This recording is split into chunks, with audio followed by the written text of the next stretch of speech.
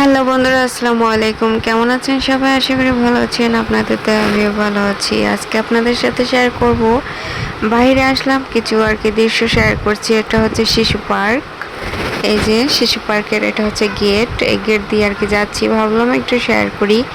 তো যাই হোক, বরিশালের শহরটা আপনাদেরকে একটু রোডটা দেখাচ্ছিলাম।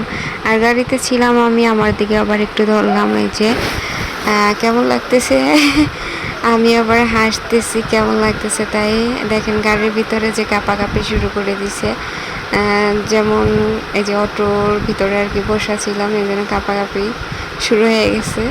তারপর আমি ভাবলাম থাক, আমার দিকে আর ধরা লাগবে না, আমি অন্যদিকে ধরে রাখি।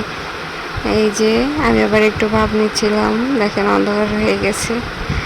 এই যে এখন আবার বাসায় চলে আসলাম। এখন বরবটি কীভাবে ভাজি করে তাই আপনাদের সাথে শেয়ার করব। বরবটি এটা কুচিয়ে আলু দিয়ে আর কি নিয়েছি, আর এটা হচ্ছে পেস্ট আর কাঁচামরিচ তেলে আর কি ব্রাউন কালার করে নেব। এটা ভেজে একটু হলুদ দিয়ে তারপরে হচ্ছে বরবটি ওইটা দিয়ে দেবো। এভাবে ভাজি করলে কিন্তু খুবই খুবই ভালো লাগে, আর চিংড়ি মাছ দিতে হয় না, এমনিতেই মজা লাগে।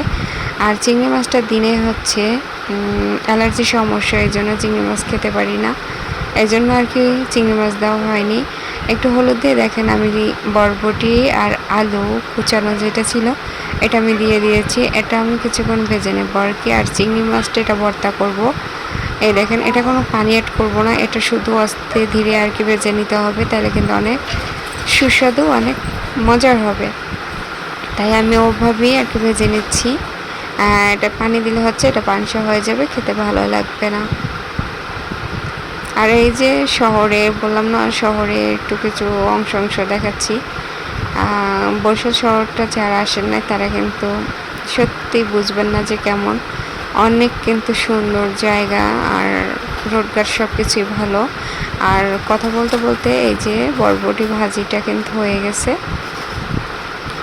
আর সাথে ছিল ভর্তাটা বানানো হয়ে গেছে। এই যে অল্প আর কি কাঁচামরিচ দিয়ে বানিয়ে ফেললাম ভর্তা আর ভাজি, এর সাথে ডাল। এটা কিন্তু খুবই ভালো লাগে। তো আজকের মতো বিদায় নিচ্ছি, আল্লাহ হাফেজ। সবাই ভালো থাকবেন, সুস্থ থাকবেন।